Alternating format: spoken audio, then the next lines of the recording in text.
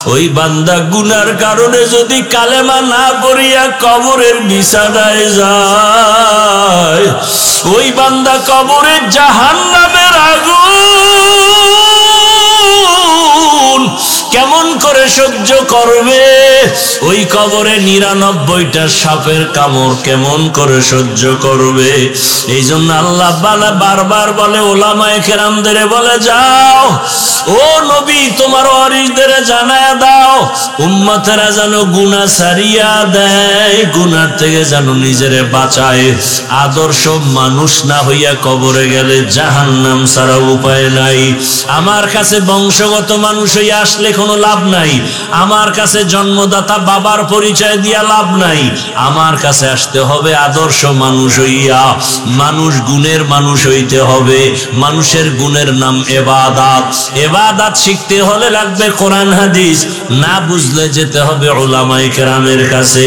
উলামায়ে কেরামের কাছে যাইয়া কোরআন হাদিস অনুযায়ী জ্ঞান নিয়া নবীর সুন্নাত অনুযায়ী বান্দা জীবন চালাও, ইবাদত করো, নামাজ পড়ো, তেলাওয়াত করো, গুনার থেকে বাঁচাও, তখন তুমি হবা গুণের মানুষ।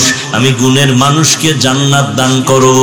এদিকে ইঙ্গিত করে আল্লাহ বলেন, আর রহমান আল্লামাল কুরআন খালাকাল ইনসান। আমি রহমান কেমন জানো? আগে কোরআন শিখাইছি, তারপরে মানুষ সৃষ্টি করেছি। অর্থাৎ যারা কোরআন হাদিস থেকে ইবাদত শিখিয়া আলেমদের মাধ্যমে যারা ইবাদত করবে তারা গুণের মানুষ হবে। অর্থাৎ গুণের মানুষ হইতে হলে লাগবে ইবাদত, ইবাদত শিখতে হলে লাগবে কোরআন, কোরআন বুঝতে হলে লাগবে উলামায়ে কেরাম।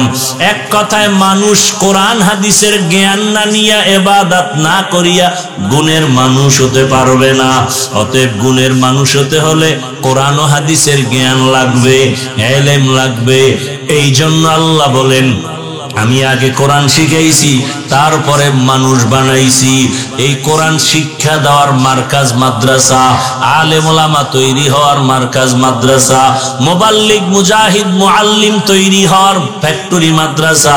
এই মাদ্রাসার সহযোগিতা যারা করো, আমি হাফিজুর রহমান আলেম হওয়ার পরে আল্লাহ আমাকে যদি জান্নাত দেন আর সম্মান দেন, আমাকে যা দিবেন, আমার এই চেয়ার পর্যন্ত আনতে যাদের চোখের পানি আছে, যারা আমাকে সহযোগিতা করছে ছাত্র সময়, কিয়ামতের ময়দানে আল্লাহ বলবে, যাও তুমি আলেম হইতে গিয়া যারা সহযোগিতা করছে এদেরকেও আমি জান্নাত দিয়ে দিলাম।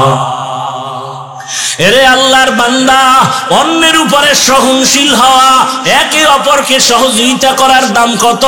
আমি সেদিনও হাদিসে দেখলাম, কিয়ামতের ময়দানে নবী বলেন, হাসরের ময়দান তো বড় ভয়ঙ্কর, নারী পুরুষ সব উলঙ্গ, আল্লাহর আদালতে দাঁড়ানো, সূর্যটা নিচে নামানো, জমিনটা সূর্যের গরমে তামা হয়ে আছে, ওদিকে জাহান্নামের আগুনের আওয়াজ, এমন কঠিন হালাত। ওই সময় এক ব্যক্তি আল্লাহর সামনে দাঁড়াবে, এত গুনাহ আর এত নেক আমল, এত নেক আমল, নেক আমল কিন্তু একটা নেকে গিয়া টান ভইরা গেছে। এখন একটা নেক হলেই সে জান্নাত পায়, কিন্তু একটা নেক তার আমল নামায় নাই। আল্লাহ বলবে, যা হাসরের ময়দানে ঘুরে ঘুরে দেখ, কেউ তোর একটা নেক দেয়নি। দৌড়াইয়া যাবে ছেলের কাছে, ছেলে বলবে, আমার বাবা ছিল, কিন্তু তুমি যে আমার বাবা আমি তা বিশ্বাস করি না।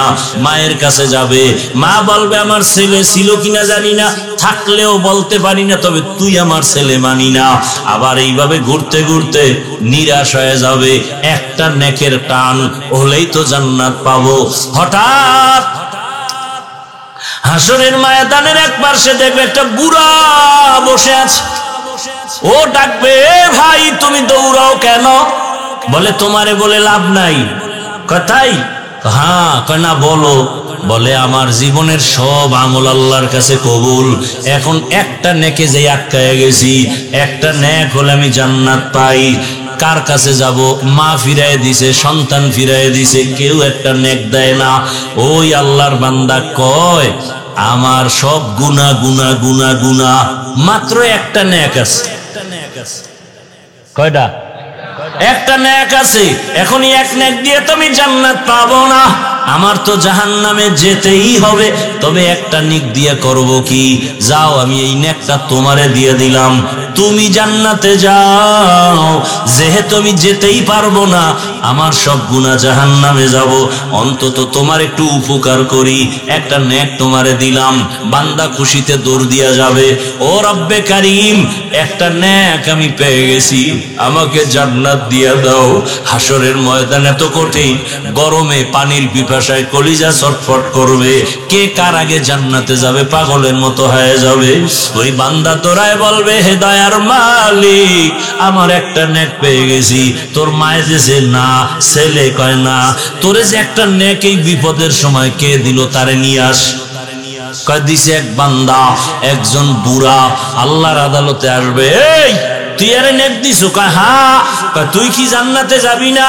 ও দয়ার মালিক, আমার আমলনামায় সব গুনাহ, একটা নেক মাত্র ছিল, আমি চিন্তা করে দেখলাম ওই একটা নেক নিয়ে জান্নাতে যেতে পারবো না। কিন্তু এই আলহামদুলিল্লাহিল্লাযী জাআলাশ শামসা ওয়াল কমারা বিহিসবান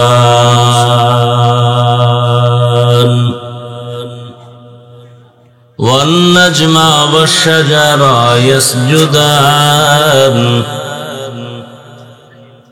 وفضل زمانا على زمان كما فضل مكانا على مكان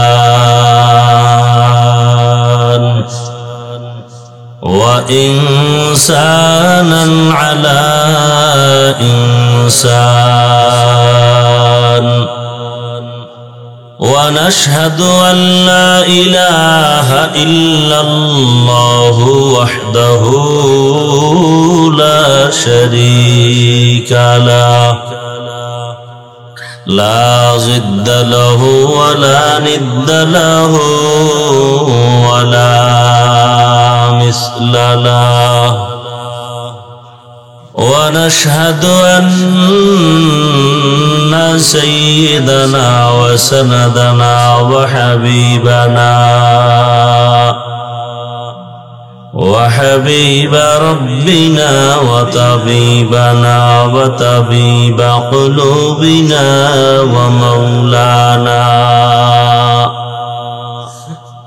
ومولانا محمدا عبده ورسوله اللهم صل على محمد النبي الأمي وعلى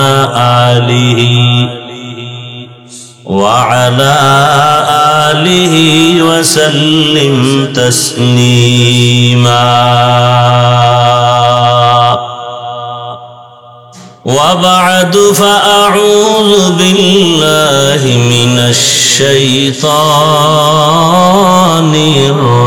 الرجيم بسم الله الرحمن الرحيم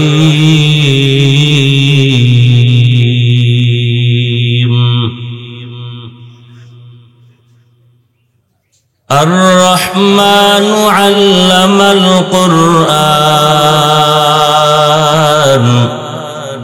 خلق الإنسان علمه البيان وقال رسول الله صلى الله عليه وآله وسلم خيركم من تعلم القرآن وعلمه صدق الله مولانا العظيم وصدق رسوله النبي الأمي الكريم ونحن على ذلك من الشاهدين والشاكرين والذاكرين والحمد لله رب العالمين سبحانك لا علم لنا إلا ما علمتنا إنك أنت العليم الحكيم رب اشرح لي صدري ويسر لي أمري واحلل عقدة من لساني يفقه قولي सूरज ने दिया अपनी शुआओं को ये पैगाम सूरज ने दिया अपनी शुआओं को ये पैगाम दुनिया है अजब चीज को भी सुबह को भी शाम दुनिया है अजब चीज को भी सुबह को भी शाम दुनिया में हो दुनिया का तलबगार नहीं हो दुनिया में हो दुनिया का तलबगार नहीं हो बाजार से गुजर हो खरीदार नहीं हो बाजार से गुजर हो खरीदार नहीं हो मकबूल है शाज़ है काबिल तो बहुत है मकबूल है शाज़ है काबिल तो बहुत है आईना के मानिंदे तो नहीं दिल तो बहुत है आईना के मानिंदे तो नहीं दिल तो बहुत है ला इलाहा इल्लल्लाह ला इलाहा इल्लल्लाह ला इलाहा इल्लल्लाह ला इलाहा इल्लल्लाह ला इलाहा इल्लल्लाह ला इलाहा इल्लल्लाह ला इलाहा इल्लल्लाह ला इलाहा इल्लल्लाह ला इलाहा इल्लल्लाह ला इलाहा इल्लल्लाह ला इलाहा इल्लल्लाह मुहम्मदुर रसूलुल्लाह।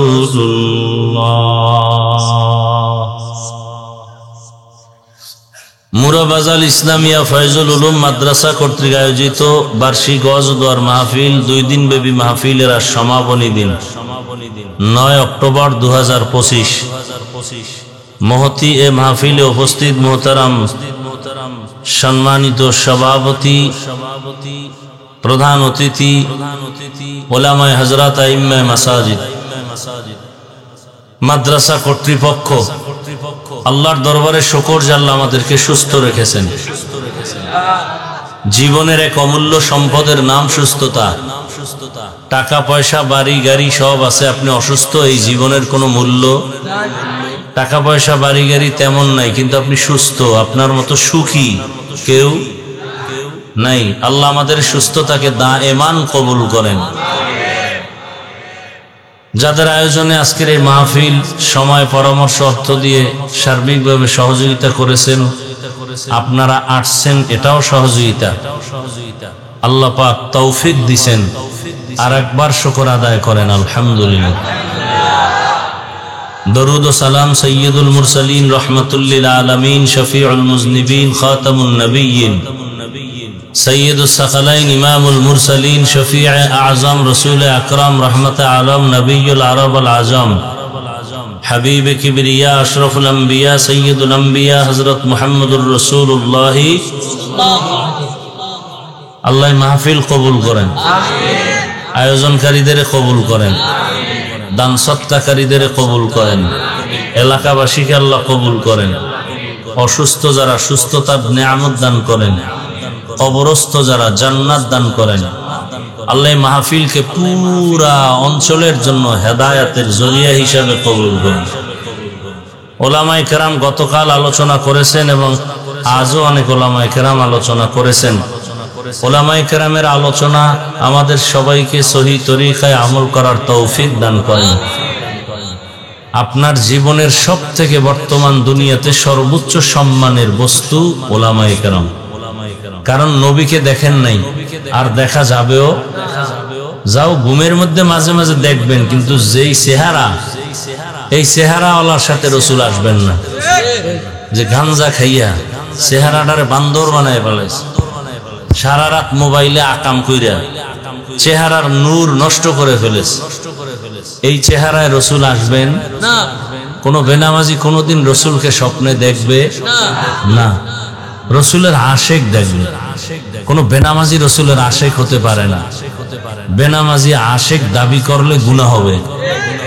কোন সুদখোর, কোন ঘুষখোর রসুলের আশেক দাবি করা জায়েজ নেই। ওরা রসুলের বড় দুশ্মন। রসুলের দুশ্মন কখনো রসুলের আশেক হতে পারেন। রসুলের আশেকের জবানে কখনো গালি আসবে না।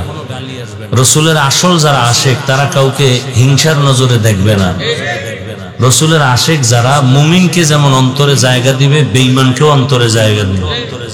মানুষের সাথে ভালো আচরণ করবে, তখন মানুষ মনে করবে যে আসলে এই লোকটা এত সুন্দর আচরণ কেন করে, এই লোকটা যে রসুলকে মানে সে রসুল ভালো ছিল কি।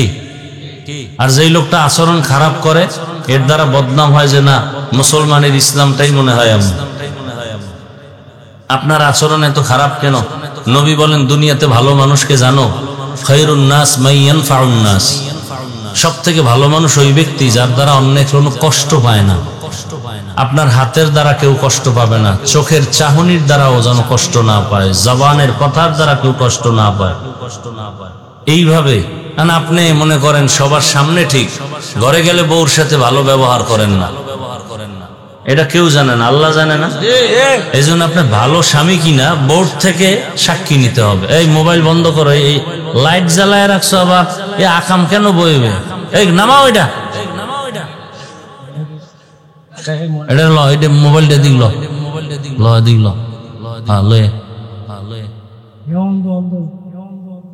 ও সোহে দেয় না, ওর মোবাইল লাগবে কি জন্য?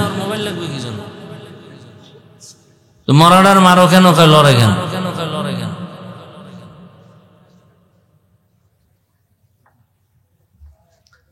এমনি ওয়াজের মধ্যে এত কি বলবো, এত ভাবে বলি মোবাইলের বিরুদ্ধে, এবার আমার সামনে এবার আবার ধরছে, আবার লাইটের জ্বালাই রাখছে।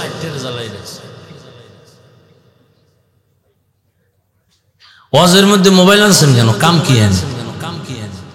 কোরআন হাদিসের কথা শুনবেন, কলবের ভিতরে কথা নেবেন, মোবাইল কেন? এই সমস্ত মোবাইল একটাও থাকবে না। চুরি কি এমনি হয়নি?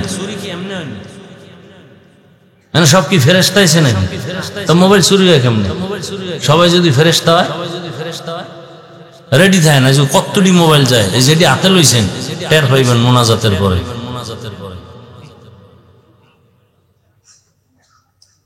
মোবাইল লয়ে গেছে চোরে, হে নিচে হে খুঁজে মাটির ভিতরে মোবাইল ভরে গেছে। এত সৌদু মোবাইল বলে মাটির মধ্যে ভরে গেছে। মোবাইল পকেটে হাত দিয়ে লয়ে গেছে, হে খুঁজে পায়ের তলে জুতার মধ্যে মোবাইল আছে। এই মোনাজাতের পরে অনেক সময় মুসাফা করি, ধাক্কা ধাক্কি করে, এর মধ্যে পকেট থেকে নেয়। আরে চোরগুলো ধাক্কায় বেশি পাশে বইয়ে,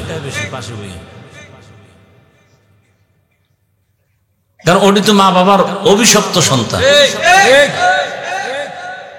এত সুন্দর বেহেশতের বাগান থেকে যে এই কাম করে, ওর মা বাপ কত নষ্ট আর সন্তান কত নষ্ট। ওটি মরবে ওই রকম, হঠাৎ পইরা গিয়ে আত্মা ভেঙ্গে শেষ, জায়গায় শেষ হয়ে যাবে। কারণ মানুষের চোখের পানির বরদোয়া না মারাত্মক। কত হালাল কাজ আছে, তুই অটো চালা, রিক্সা চালা, চুরি করে কেন? এই টাকা কারে খাওয়াও? এই চুরির টাকা কাকে দাও? নিজের সন্তানকে খাওয়াও, নিজের স্ত্রীকে খাওয়াও। এ তো ক্যান্সার হবে, ক্যান্সার।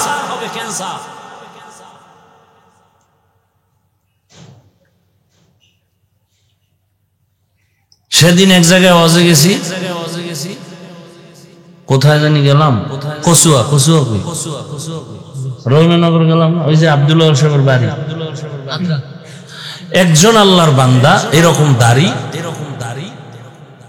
আমার কাছে আসছে, খুব আমি চিনি লাগে, দাঁড়ায় রয়েছে এক চুপচাপ বুড়া মানুষ, আলেম। তো লোকজন কিছু কমছে, পরে আসছে, আইসা হাত মিলাইয়া কানে কানে কিছু টাকা দিছে আমার। তাই আমি কি ব্যাপার, এই টাকা দিলেন কেন? হুজুর 2001 সালে আপনারে আমি ওয়াজে আনছিলাম কোন এক জায়গায়, সেই সময়ের টাকা কোন না কোনো কারণে আমি দিতে পারি নাই, সেই টাকা সেদিন কত 200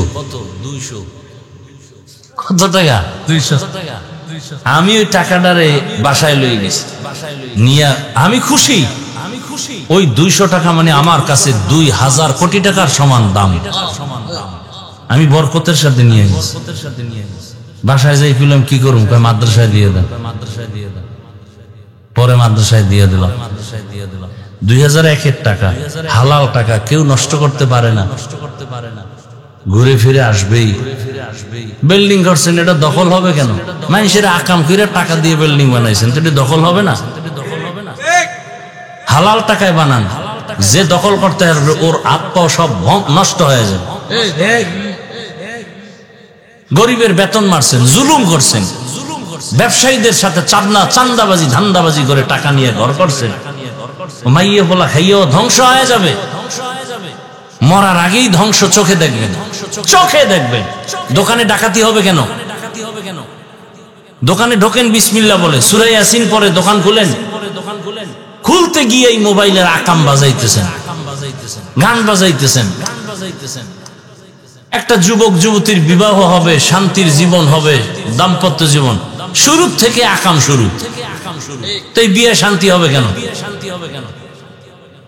গান বাজনা, গায়ে হলুদ, নাচানাচি, যত আকাম আছে দুনিয়ায়, হিন্দুরা পর্যন্ত ফেল এই মুসলমানের কিছু এই অন্যায়ের সামনে।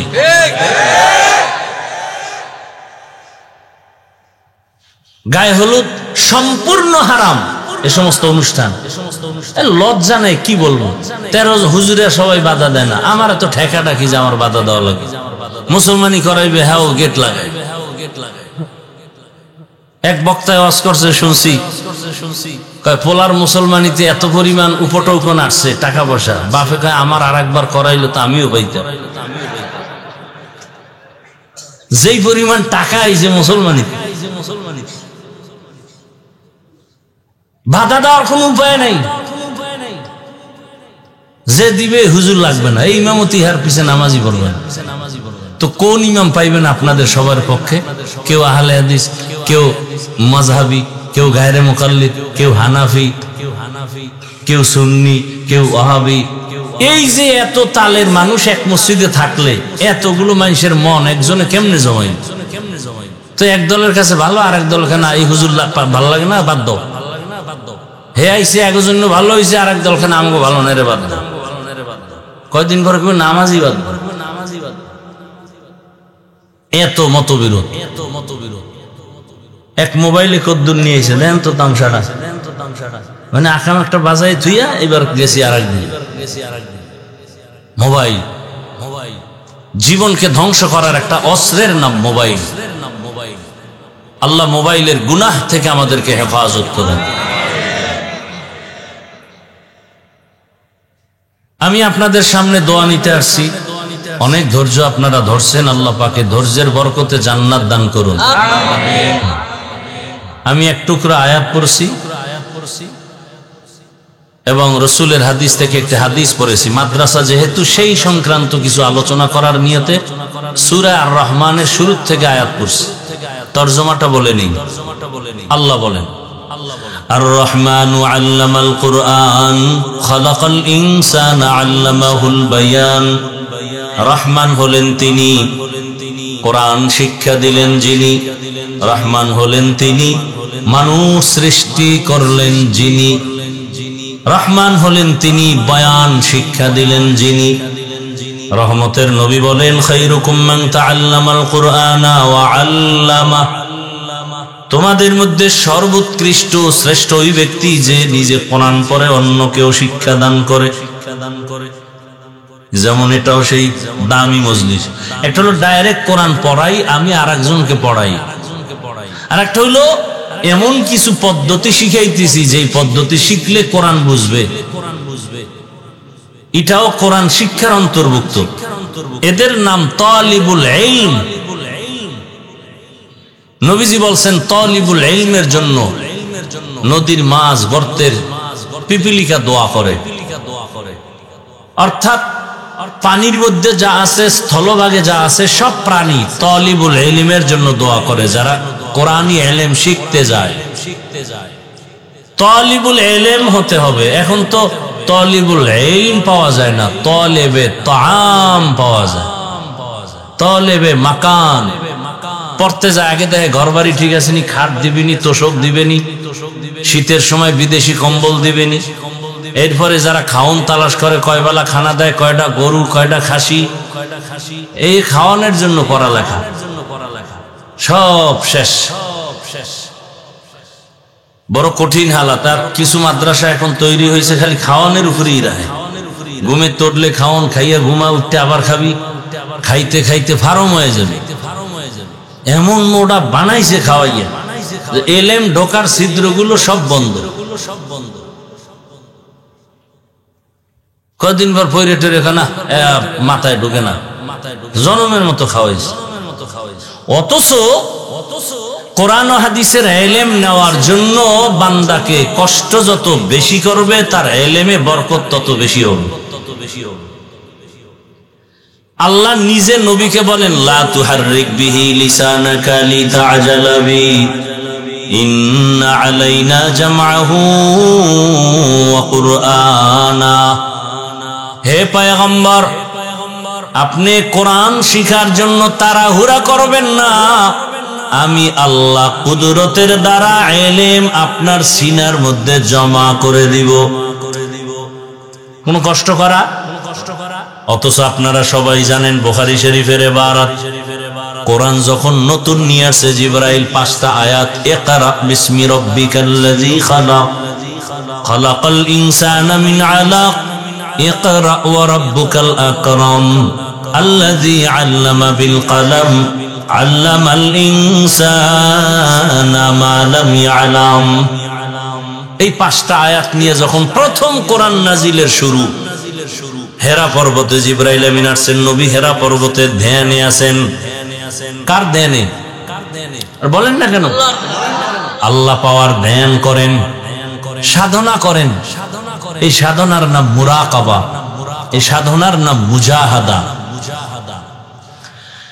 রহমতের নবীকে দাঁড় করালেন, জিবরাইল আমিনের সিনাটা রহমতের নবীর সিনার সাথে লাগা একটু হালকা চাপ দিলেন আর বললেন, ইকরা। রহমতের নবী জবাব দিলেন, মা আনা বিকারিন, আমি পড়তে জানি না। জিবরাইল আমিন আবার চাপ দিলেন, ইকরা। হে নবী আপনি পড়ুন। রহমতের নবী আবার জবাব দিলেন, মা আনা বিকারিন, আমি পড়তে জানি না। কয় চাপ হইছে? এবারে এমন তৃতীয় চাপটা দিছে খুব জোরে। এবার নবী পড়তে জানি নাও বলে না, পড়তে জানি তাও বলে না, নবীর উঠছে জ্বর। বুখারীতে রাসূল বলেন যে এই পরিমাণ আমি অসুস্থ, মুহূর্তে মনে হয় মরণের কষ্ট শুরু হয়ে গেছে। যেই আল্লাহ কোরআনে বললেন, নবী আপনি কষ্ট করবেন না, আমি ইলমের নূর আপনার সিনার মধ্যে জমা করে দেব, সেই নবীরে 3টা চাপ দিয়া এত অসুস্থ বানায় দিলেন কেন? নবী গুহা থেকে বের হইয়া জিব্রাইল চলে গেছেন, দৌড়ায় নবী গেলেন খাদিজাতুল কুবরার ঘরে। ডাক দিয়া বলে, জাম্মিলুনি জাম্মিলুনি, আমারে কম্বল দিয়ে আবৃত করে নাও। আম্মাজান খাদিজাতুল কুবরা নবীর আটকায় ধরলেন, আঞ্জা করে ধরলেন। নবী কম্বল সহ কাঁপতেছেন আর চোখের পানি ছেড়ে কান্না করতেছেন। আম্মাজান খাদিজা বুঝতে পেরেছেন, নবী থেকে শুনলেন কেমন কেন বলে এই হালাত গুহার ভেতরে, নবী কাঁদবেন কেন? নবীর অন্তরে বড় কষ্ট, আমার উপর এখন নবুয়তের সনদ এসে গেছে, এখন দাওয়াত আমি দিব, কিন্তু আমার দাওয়াত আমার ঘর ওলি যদি কবুল না করে, বাইরে দাওয়াত দিয়ে আমার সার্থকতা কি হবে? আম্মা জান বুঝতে পারিয়া বলে, নবী কাঁদবেন না, আপনার হাতের প্রথম কালেমাওয়ালা আমি খাদিজা হয়ে গেলাম। কিয়ামতের ময়দানে আল্লাহ যদি কোটি কোটি কোটি মানুষের সামনে জিজ্ঞাসা করেন, আমার প্যারা নবীর হাতে প্রথম কালেমাওয়ালা একজন দাঁড়াও, জমিনের কোন পুরুষ দাঁড়াবার সাহস হবে না। রহমতের নবীর হাতে প্রথম কালেমা পড়নেওয়ালা একজন নারী দাঁড়াবেন, খাদিজা। পুরুষ দাঁড়াবে না, নারী। তাহলে নারীর মর্যাদা, নারীর মর্যাদা দুনিয়ার কেউ দেয় নাই। দুনিয়ার সব ধর্ম নারীর উপরে করেছে জুলুম, একমাত্র ইসলাম দিয়েছে নারীর মর্যাদা, আর কেউ দেয় নাই। আমার দেশের মা বোনেরা না বুঝিয়ে অনেকে রাস্তায় অধিকারের নামে স্লোগান দেয়, আবার কিছু লম্পটেরা চরিত্রহীনেরা এদেরকে প্রমোট করে সাপোর্ট দেয়। আছে না নাই? ইসলাম ছাড়া নারীর মর্যাদা পৃথিবীতে কেউ দিতে পারে নাই, কিয়ামতের আগে পারবেও না। ভালো করে বুঝার চেষ্টা করেন। তো নবী এলেম দিবে আল্লাহ এমনি জমা কইরা, তো এত কষ্ট দিলেন কেন? তাও এক চাপ না, কয় চাপ? তিন চাপ। কারণটা কি? বহু জবাবের একটা জবাব হলো, আল্লাহ বুঝায় দিলেন, আমার ইলমের নূর যদি নিতে চাও কষ্ট ছাড়া সম্ভব হবে না। ইলমেরা এজাজু করদান বেহিসাব, খলকেরা দাদান জবাবে বাসওয়াব হক না দারত, দোস্তে খলকা জারেরা নিস্তে ই খাসলাত একে দিন দারের। স্বাস্থ্য ভালো আছে, মাথাও ভালো, কিন্তু কণ্ঠ খারাপ। কেমন বয়ান হবে? কথা হয় না, বুঝেন নাই? প্যান্ডেল ভালো, লাইট ভালো, মাইক খারাপ।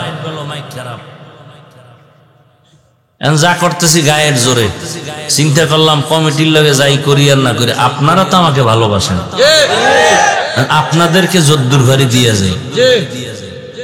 সবাইরে খেপাইয়া লাভ আছে? দেশের অবস্থা এমনি ভালো না, চারিদিকে খেলে আগুন জ্বলে। সব একলাই নাইতেছে, হুজুর গুলো একলাই নাইতে পারতেছে না, সমস্যা। আর হুজুরদের আলাদা রাখার জন্য কোটি কোটি কোটি টাকা ব্যয় করা হচ্ছে, হুজুরেরা যেন এক না হয়। কারণ এদেশের হুজুর আলেম ওলামা এক হলে নাস্তিকদের ঘুম হারাম হয়ে যায়। এদেশের আলেম ওলামারা এক হইয়া যদি একবার চেয়ারে বসতে পারে, এই জাতি এখান থেকে বের হইতে 100 বছর লাগবে। কারণ চোর দুর্নীতিবাজরা জানে হুজুর আসা মানি, ইসলাম আসা মানি দুর্নীতি বন্ধ। আলেমরা এই জাতির দায়িত্ব নিলে কিছু হোক বা না হোক, এই জমিনে কোনো দুর্নীতি হবে না, কোনো জুলুম হবে না। লিখিত স্টাম্প নাও, স্টাম্প। এই জমিনে কিছু হবে না, দুর্নীতি আর জুলুম হবে না, দুইটার গ্যারান্টি নাও। চাকরিতে যাবা, কোনো ঘুষ নাই, প্রাপ্য বেতন মাস শেষ হওয়ার আগে হাজির, ঘাম ঝরার আগে বেতন। ইসলাম বলে, রসুল বলে ঘাম ঝরার আগে বেতন দাও। তাহলে কর্মচারীর ঘাম ঝরার আগে যদি বেতন দেয়, কর্মচারী ওই মালিকের জীবনে ভুলবে? এর নাম ইসলাম। এই জন্য বলি, বলতে চাই না, একেবারে জবান বন্ধই রাখছিলাম, কিন্তু ওই যে ভিতরে দিয়া ধাক্কায় যে তুই দুনিয়ায় না বললে আমার কাছে তো ধরা। দুনিয়ায় বললে দুনিয়ার বিপদ, না বললে আখেরাতের বিপদ। পৃথিবীতে রাজনীতি মানেই হলো ইসলাম। যেই রাজনীতির মধ্যে ইসলাম নাই, রসুলের আদর্শ নাই, সেটা দুর্নীতি, রাজনীতি না। রসুলের আদর্শ ছাড়া কোনোদিন রাজনীতি হতে পারে না। দুনিয়ার সব রাজনীতি নাপাক, ইসলামী রাজনীতি পাক। এই ব্যানার লাগা, 2 ফিট 3 ফিট ব্যানার বানাবি যুবকরা, 200 টাকা দাম নিবে, বাজারে বাজারে লাগা। যে রাজনীতি সব ইসলামী রাজনীতি পাক, সব রাজনীতি না পাক। এটা লেখ, ব্যানারে লিখবি আর টানাবি ইনশাআল্লাহ, আর আরেকটা ব্যানার বানাবি আর লিখবি, যতদিন পর্যন্ত এই জমিন ইসলাম কায়েম হবে না ততদিন পর্যন্ত এই জমিনে কেউ শান্তি দিতে পারবে না। আল্লাহ বুঝার তৌফিক দান করুন। আমিন। সুলাইমান নবী গোটা দুনিয়া চালাইছেন, কোরআনে ঘটনা আছে, মুরব্বীরা বলেন। ইউসুফ নবী মিশরের অর্থমন্ত্রী ছিলেন, কোরআন শরীফে ঘটনা আছে। কি খারাপ লাগতেছে না? জুলকারনাইন বাদশা গোটা দুনিয়া, এটা কোরআনে নাই? তাহলে কোরআনের এই পাতাগুলো ছিঁড়া ফেলাও। আরে ভাই, এখানে বহু লোক আছে আজকে ফজর পড়ে নাই, জোহর পড়ে নাই, আসর পড়ে নাই, মাগরিব পড়ে নাই, এসাও নাই। এখন কি করবো আমরা? উঠাই দিব? গালি দিব? তা আপনি নামাজ পড়েন না, আপনার সাথে কোনো দ্বন্দ্ব নাই, আমি আপনাকে আগে সালাম দিব। নামাজ না পড়া এক জিনিস আর বিরোধিতা করা আর এক জিনিস। কিন্তু যদি বলেন নামাজ দরকার নাই, তাহলে জুতা রেডি, আর আপনার সাথে সার নাই। আপনারা দাড়ি রাখেন না, কোনো ঝগড়া নাই, আপনাকে আমি আগে সালাম দিব। কিন্তু যদি দাড়ির বিরোধিতা করেন, তার ছাড় দেওয়া হবে না। ব্যবধানটা বুঝছেন তো? পর্দা করেন না অনেকে, গালি দেওয়ার কোনো অধিকার নাই, আপনাকে সালাম দিব আগে। কিন্তু যদি পর্দার বিধানের বিরুদ্ধে বলেন, তখন আর ছাড় দেওয়া যাবে? আপনি ইসলামী রাজনীতি করেন না, আপনার উপর আমার কোনো জোর দাবি নাই, কোনো ঝগড়া নাই, গালি নাই, আমি আপনাকে সালাম দিব, বিরোধিতা করবেন না। করলে কিন্তু ইসলাম আপনাকে ছাড়বে না। আমার কি, ইসলাম আপনাকে ছাড় দিবে? আমরা তো কোরআন হাদিস থেকেই বলি, আপনি বুঝেন না। এখন এই জন্য দায়ী কে? সেই দায়িত্ব আমরা না। এবং মহব্বতের সাথেই তো বুঝাইতেছি। কি স্বার্থ বলেন তো? আপনাকে এইটা বুঝাইলে, আমি জানি এই কথাগুলো বললে অনেকে বেজার হয়, হাদিয়া দিবে কম, আবার দাওয়াত দিবে কম, মনে কষ্ট। যদি এগো পক্ষে বলি হাদিয়া বাড়বে, এ তো বুঝি, এত পাগল তো হই নাই, এরপর কেন বলি? কোন দুশ্মনীও তো নাই, একমাত্র কারণ জাহান্নাম থেকে বাঁচানোর জন্য বলি। আমি কি এমপি হওয়ার জন্য ভোট চাইতেছি? কি চাইছি? ইসলাম দরকার, আপনি দিবেন না, আপনি জানেন, না দেন না দেন, কিন্তু আপনাকে মনে রাখতে হবে ইসলাম সারা এই জমিনে শান্তি দিতে কেউ পারবে না। এটা আপনি মানেন না মানেন সেটা আপনার ব্যাপার। আগুন লাগলে ঘর ফিরে যাইবে, এটা আপনি জানতে হবে। এবার আপনি আগুন কি দিবেন না দিবেন না সেটা আপনার ব্যাপার।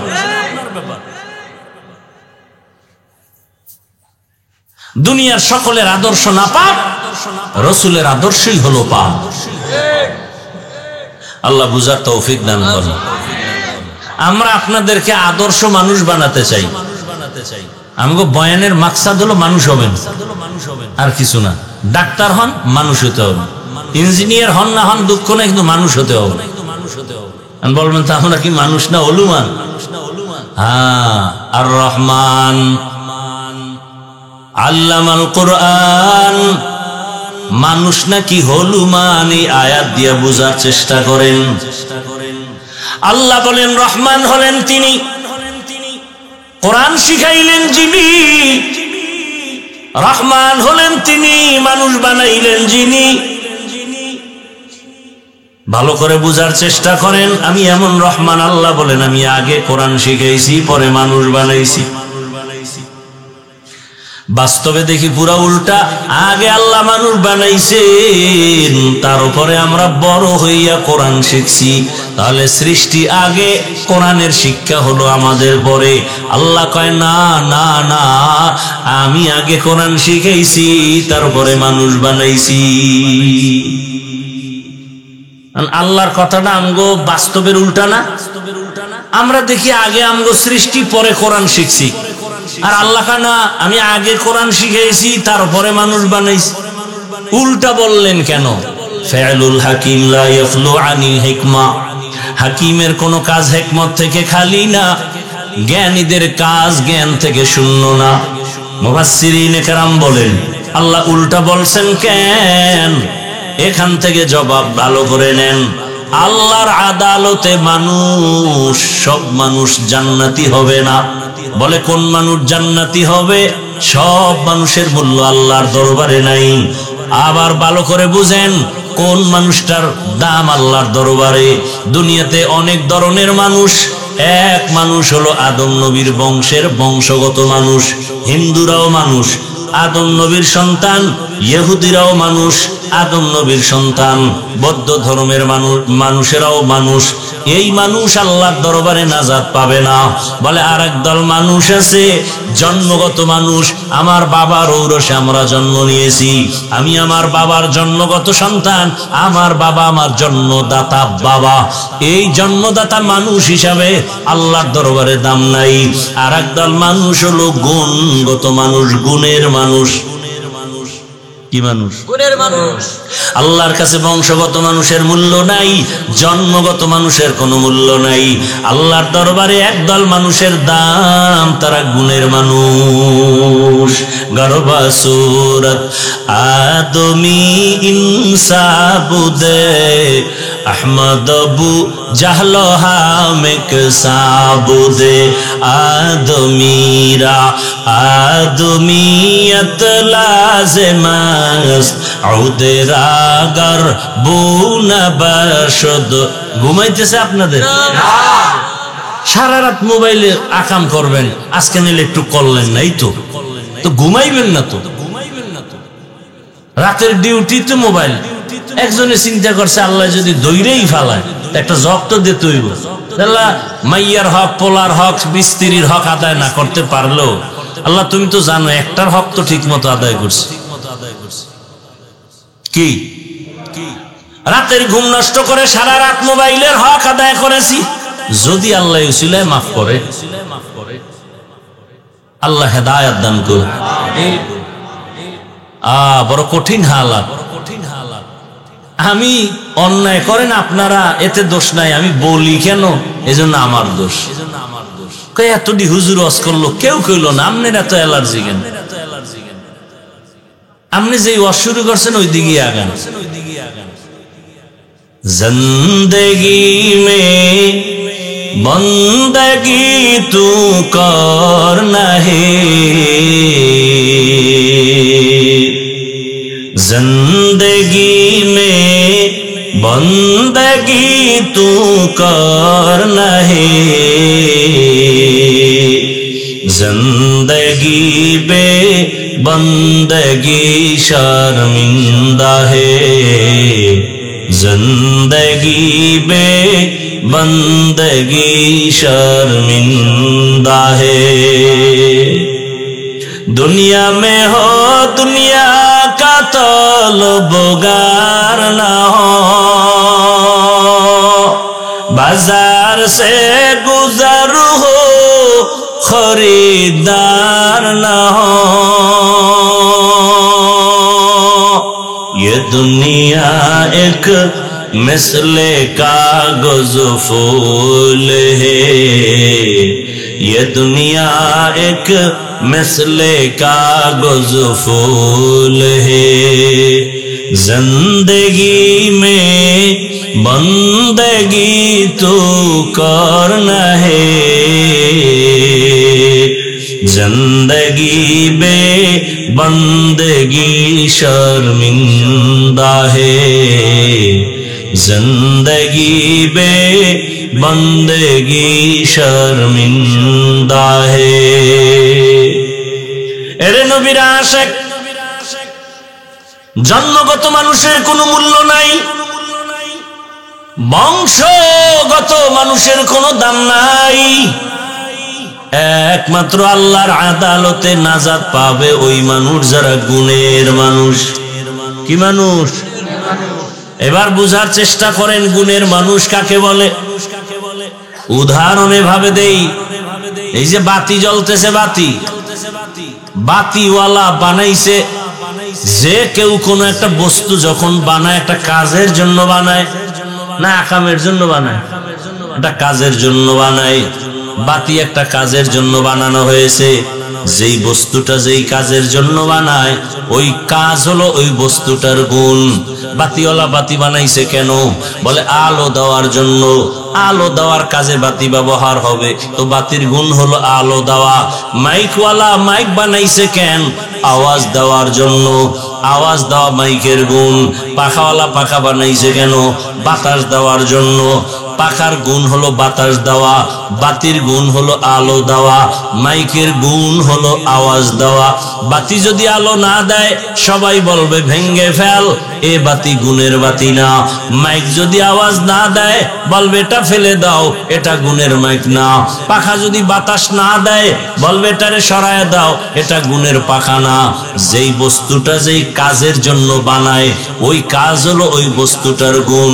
আমার আল্লাহ মানুষ নামের বস্তুটা বানাইছেন কি কাজের জন্য জানেননি? জানেন না? আরে বিড়ি টানার জন্য। এটা বলবেন তো, আল্লাহ মানুষ বানাইছেন কেন? ওয়ামা খালাকতুল জিন্না ওয়াল ইনসা ইল্লা লিয়াবুদুন।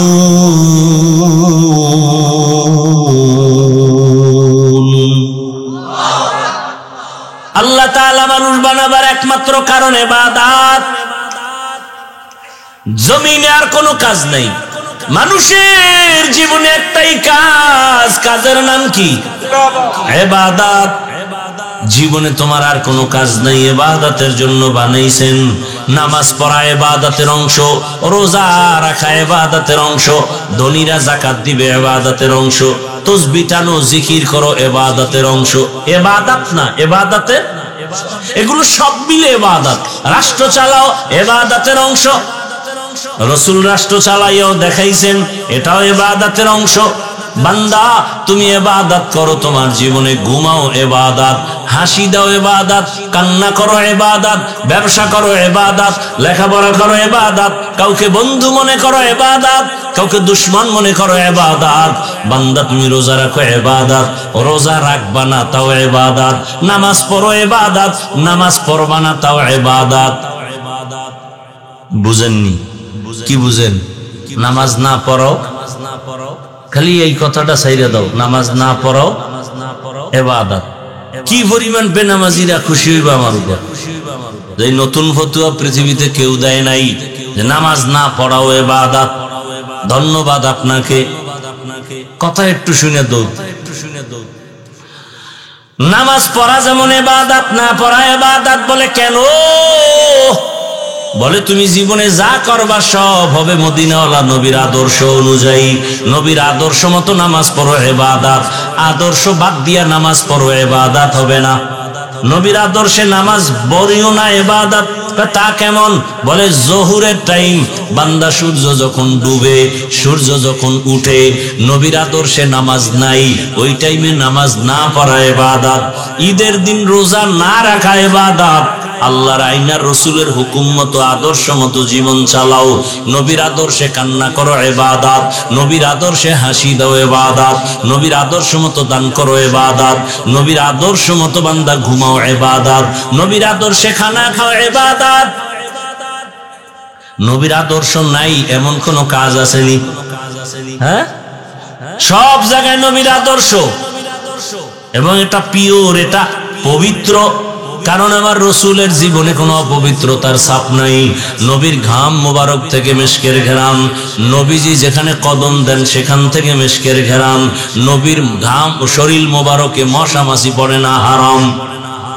নবী জীবনে মিথ্যা বলেন নাই, গালি দেন নাই। হাজারো গালি নবীর সামনে দাঁড়ায় বেঈমানেরা দিছে, নবী একটা গালির জবাব দেন নাই।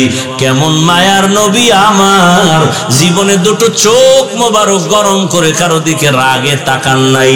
কারণ আমার নবী যদি চোখ গরম করে কারো দিকে তাকায় জাগাত পুরিয়া ছাই হয়ে যাবে। কারণ আমার রসুলের নজরে সেই পাওয়ার লাগানো। নবী যদি রাগ করে তাকায়, আরে মিয়া আউলিয়া কেরামের ঘটনা দেখছি, এক আল্লাহর ওলি একটা পাখির দিকে তাকাইছে, জালালিয়াতের নজর দিয়া পাখিটা বুইড়ে গেছে। এটা বুঝার মানুষ নাই, বুঝার মানুষ নাই, বুঝানেরও মানুষ নাই, বিরোধিতা করার মানুষ আছে। বিরোধিতা বলেন আল্লাহ মানুষ বানাইছেন কি কাজের জন্য? বলেন না সবাই, ইবাদতের জন্য। এখন ইবাদত নামাজ, নামাজ ইবাদতের অংশ, রোজা ইবাদতের অংশ। এখন নামাজ রোজা কেমনে করব? নিয়ম আছে না নাই? নিয়ম আপনি ঘুমের মধ্যে পাবেন না, নিয়ম শিখতে হলে লাগবে কোরআন। কোরআন বুঝি না, ব্যাখ্যা হলো হাদিস। হাদিস বুঝি না, বলে কোরআন হাদিসের ব্যাখ্যা হলো সাহাবায়ে কেরামদের ইজমা। তাও বুঝি না, তাদের ব্যাখ্যা নাও মুস্তাহিদ ইমামগণের কিয়াস। তাও বুঝি না। এইবার কোরআন হাদিস যারা বুঝে তাদের কাছে যাও। ফাসআলু আহলা যিকরি ইন কুনতুম লা তা'লামুন। আহলে জিকির যারা, জিকির ওয়ালা যারা, তাদের কাছে যাও। যারা 24টা ঘন্টা আমার মাওলার নাম নিয়ে ব্যস্ত, ঘুমের মধ্যে আল্লাহর জিকির, বান্দা হাঁটতে চলতে আল্লাহর জিকির, তেলাওয়াত করে আল্লাহর স্মরণ করে, বান্দা নামাজ পড়ে আল্লাহকে স্মরণ করে, বান্দা তাসবিহ টানে আমার আল্লাহকে স্মরণ করে। ওরে তোমার মধ্যে যেই পাগলামির ভালোবাসা আছে ওইটাই তোমার 24 ঘন্টা ধ্যান আর খেয়াল। জবানের মধ্যে যারা বাড়ির পাগল তারা বাড়ি বাড়ি জিকির করে, যারা নারীর পাগল তারা 24টা ঘন্টা নারীর ধ্যানে থাকে। আর যে আমার মাওলার পাগল, ওই আল্লাহর আশিক পাগলেরা সবসময় আমার আল্লাহর মোহাব্বতের ধ্যানে থাকে। ইয়া ইলাহি মুঝসে মুঝকো दूर कर, या इलाही ताके देखो मुझ में तुझको एक नजर, या इलाही तू मेरा माबूद है, या इलाही तू मेरा माशूक है। এই তুমি যে সারাদিন মাইয়ার পিছে ঘুরো, মায় কয় তোরে একটা পৃথিবীর শ্রেষ্ঠ সুন্দরী এনে দেব। কপাল পরা কয় আমার এই পেতনি বালা, প্রয়োজনে মা ছাড়বো, বাপ ছাড়বো, দুনিয়া ছাড়বো, ঘর থেকে বের হয়ে যাব, ওই মাইয়া ছাড়বো না। কে যুবকেরা মিথ্যা বলতেছি? মায়ের কথা মানে না, মাইয়ার পাগল হয়ে গেছে।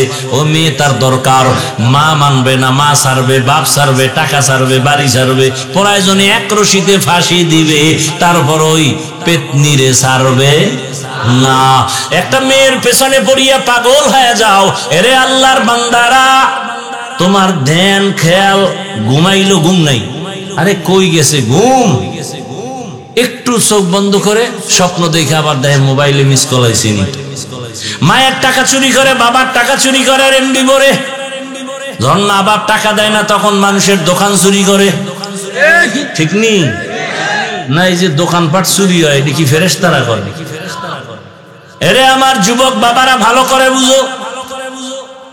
তাহলে তোমার ধ্যান খেয়াল, তুমি যাকে চাও তারে নিয়ে তার ফিকির করো। সবাইকে এটা এমন করে কেন, এমন করে কেন?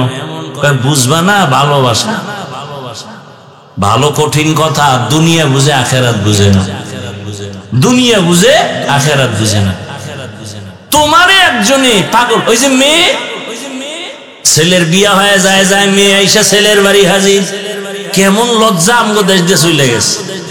একই বাংলাদেশ বিদেশ দিয়ে হাজির, বিদেশ থেকে এসে হাজির, প্রেমিকার বাড়ি প্রেমিক হাজির। এইগুলি চলে না? কত বড় বেহায়া। আমার আল্লাহ ফেরেশতাকে ডাক দিয়ে কয়, দেখ আমার ভালোবাসার মানুষগুলো মসজিদে হাজির, আমার ভালোবাসার মানুষগুলো মাদ্রাসার ময়দানে হাজির।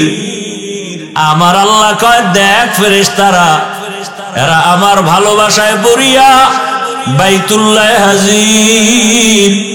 এই ময়দানের মানুষগুলো রাত্র 12টা পর্যন্ত কি চায়? টাকা চায় না, বাড়ি চায় না, গাড়ি চায় না। এই মানুষগুলো আমার মাওলার বড় আশিক। আমার আল্লাহ কয়, ফেরেশতা সাক্ষী থাক, আমি এদের বড় আদর করে বানাইছি। এই বান্দাগুলো আমার মোহাব্বতে ময়দানে হাজির হয়ে গেছে।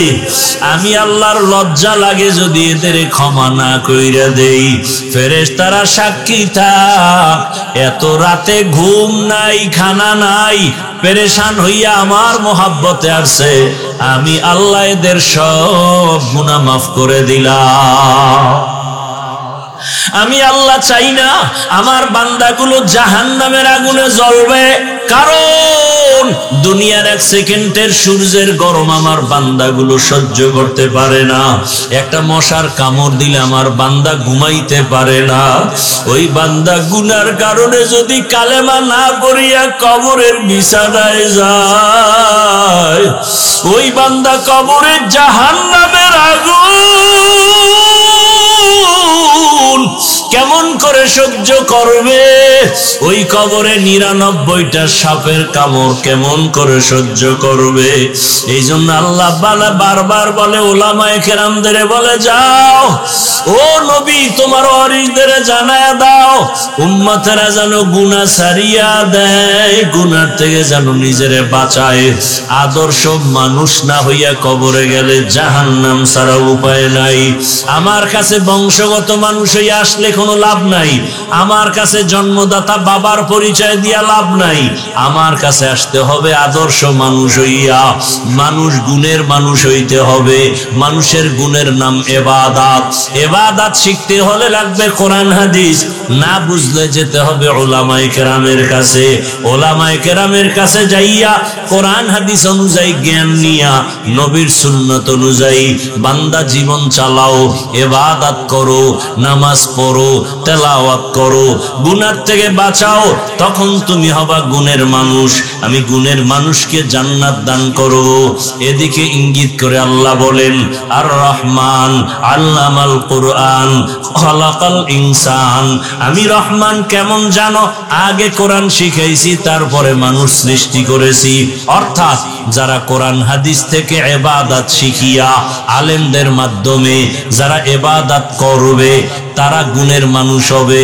অর্থাৎ গুণের মানুষ হইতে হলে লাগবে ইবাদত, ইবাদত শিখতে হলে লাগবে কোরআন, কোরআন বুঝতে হলে লাগবে উলামায়ে কেরাম। এক কথায় মানুষ কোরআন হাদিসের জ্ঞান না নিয়া ইবাদত না করিয়া গুণের মানুষ হতে পারবে না। অতএব গুণের মানুষ হতে হলে কোরআন ও হাদিসের জ্ঞান লাগবে, ইলম লাগবে। এই জন্য আল্লাহ বলেন, আমি আগে কোরআন শিখাইছি, তারপরে মানুষ বানাইছি। এই কোরআন শিক্ষা দেওয়ার মার্কাজ মাদ্রাসা, আলেম ওলামা তৈরি হওয়ার মার্কাজ মাদ্রাসা, মুবাল্লিগ মুজাহিদ মুআল্লিম তৈরি হওয়ার ফ্যাক্টরি মাদ্রাসা।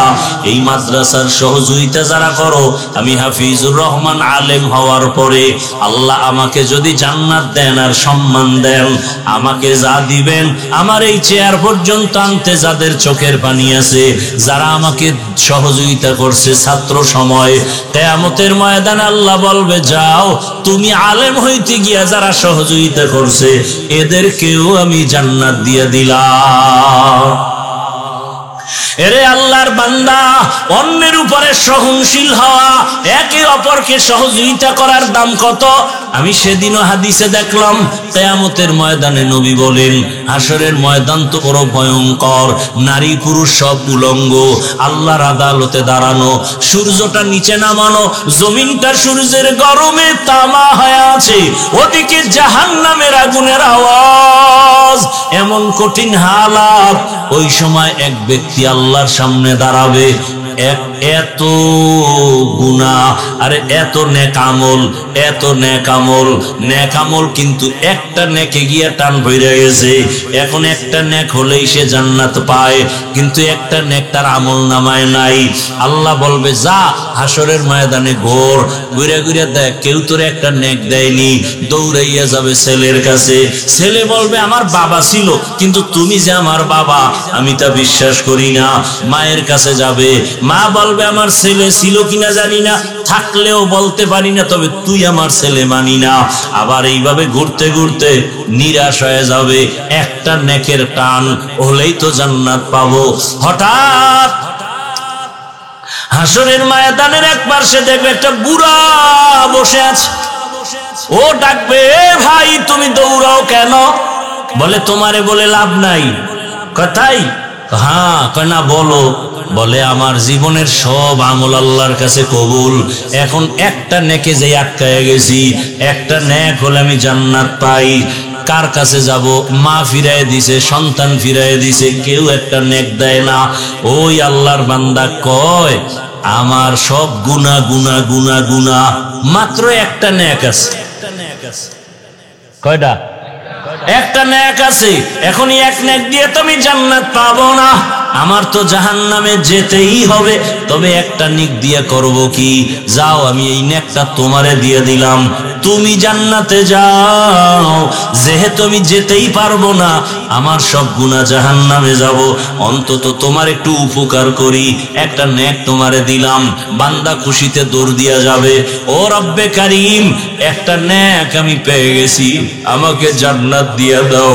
হাসরের ময়দান এত কঠিন, গরমে পানির পিপাসায় কলিজা ছটফট করবে, কে কার আগে জান্নাতে যাবে পাগলের মতো হয়ে যাবে। ওই বান্দা তোরায় বলবে, হে দয়ার মালিক, আমার একটা নেক পেয়ে গেছি। তোর মায়ে যে না, ছেলে কয় না, তোরে যে একটা নেক এই বিপদের সময় কে দিল, তারে নিয়ে আস। কয় দিছে এক বান্দা, একজন বুড়া আল্লাহর আদালতে আসবে। এই তুই আরে নেক দিছো? কয় হ্যাঁ। কয় তুই কি জান্নাতে যাবি না? ও দয়ার মালিক, আমার আমলনামায় সব গুনাহ, একটা নেক মাত্র ছিল।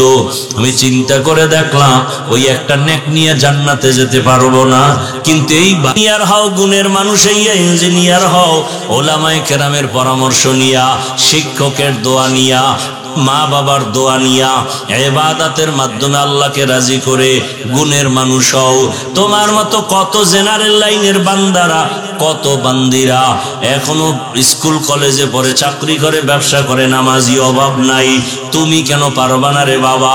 রাস্তায় গাড়ি চালায় কত যুবক নামাজ ছাড়ে না, নদীর মধ্যে মাছ ধরে নামাজ ছাড়ে না, কৃষি কাজ করে, মাঠে নামাজ বাদ দেয় না। বলো তুমি কেন পারো না রে বাবা?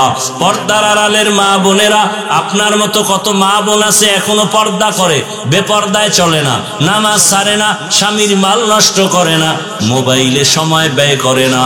আপনারা কেন পারবেন না? ওরে আম্মা জানেরা, আপনারা নামাজি হয়ে যান, স্বামীর মাল হেফাজত করেন, আদর্শ সন্তানের মা হন, সন্তানটাকে ডাক্তার বানাবেন, মা বাবা দোয়া দিয়ে আদর্শ মানুষ বানায় যান, গুণের ইঞ্জিনিয়ার বানায় যান। গুণের মানুষ হয়ে যদি ডাক্তার হয়, ডাক্তারিও করবে, নামাজও পড়বে, কোরআন তেলাওয়াতও করবে, মা বাবার জন্য দোয়া করবে, আপনার জীবনও ধন্য, সন্তানের জীবনও ধন্য। এখনো সময় আছে, তওবা করেন, আর নামাজ ছাড়বেন না, বেপরদায় চলবেন না, স্বামীর মাল নষ্ট করবেন না, মোবাইলে সময় ব্যয় করবেন না। ও আমার যুবক বাবারা, হেদায়েতের মালিক আল্লাহ, জীবনে আর নামাজ ছাড়িও না।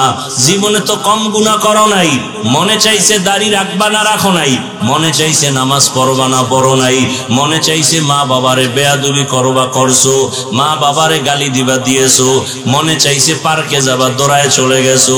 এখন তওবা করো, ফিরে যাও, মনে মনে আল্লাহকে ডাকো। কয়দিন আর বাঁচবা, কোন দিন মরণের ডাক আসবে বলা যায় না। গুণের মানুষ হইয়া কবরে যাও, আর যদি ইবাদত না নিয়ে, কালেমা না নিয়ে কবরে যাও, ওই কবরের দুই পার্শ্বের মাটির চাপ সহ্য করতে পারবা না রে বাবা, সাপের কামড় সহ্য করতে পারবা না। আল্লাহর কাছে এখনো সময় আছে, তওবা করো। আল্লাহকে বলো, হে আল্লাহ, তওবাওয়ালা জিন্দেগি দান করেন, মরিয়া গেল আর গুনার কাছেও যাব না। আয় আল্লাহ, গুণের মানুষ হিসাবে কবুল করেন, গুনাহের প্রতি ঘৃণা জমায়া দেন, আদবালা বিনয়ী জিন্দেগি দান করেন। আমিন। আলহামদুলিল্লাহি রাব্বিল আলামিন, ওয়াসসালাতু ওয়াসসালামু আলা সাইয়্যিদিল আমবিয়াই ওয়াল মুরসালিন ওয়া আলা আলিহি ওয়া আসহাবিহি আজমাইন। ইয়া আরহামার রাহিমিন, ইয়া আরহামার রাহিমিন, ইয়া আরহামার রাহিমিন। রব্বিরহামহুমা কামা রব্বায়ানি সগীরা। আল্লাহুম্মা ইন্নাকা আফুউন কারীম তুহিব্বুল আফওয়া ফা'ফু আন্না। আল্লাহুম্মা ইন্না নাসআলুকা রিযাকা ওয়াল জান্নাহ ওয়া নাউযু বিকা মিন সাখাতিকা ওয়ান নার। ও দয়ার মালিক, গুনার বোঝা নিয়ে আপনার দরওয়াজায় হাজির। আমরা সবাই অপরাধী, শয়তানের ধোকায় গুনাহ করেছি। গুনার কারণে আমার হাত নাপাক, চোখ নাপাক, জিহ্বা নাপাক, অন্তর নাপাক। তওবার নিয়তে হাত তুলেছি, আর গুনাহ করব না রে আল্লাহ, আর নামাজ ছাড়ব না, দাড়ি কাটবো না, বেপরদায় চলবো না, মা বাবার দোয়া নিয়া, শিক্ষকের দোয়া নিয়া, উলামায়ে কেরামের পরামর্শ নিয়া, দয়ার নবীর সুন্নাত মানিয়া চলবো। ও আল্লাহ, গুনাহ নিয়ে কবরে যেতে চাই না, ওই কবরের মাটির চাপ সহ্য করতে পারবো না, সূর্যের গরম সহ্য করতে পারবো না, জাহান্নামের গরম সহ্য করতে পারবো না। ও মালিক, এই ময়দানে তাকাইয়া দেখেন কত গুনাহ নিয়ে আপনার দরজায় হাজির। আল্লাহ, আপনি জানেন এরা টাকার জন্য এখানে মোনাজাত দেয় নাই, এরা বাড়ির জন্য আসে নাই, এরা ক্ষমতার জন্য আসে নাই। সবার দিয়ে তাকায় দেখেন এরা জাহান্নাম থেকে মুক্তি চাই। আয় আল্লাহ, জান্নাত চাই, জাহান্নাম থেকে মুক্তি চাই।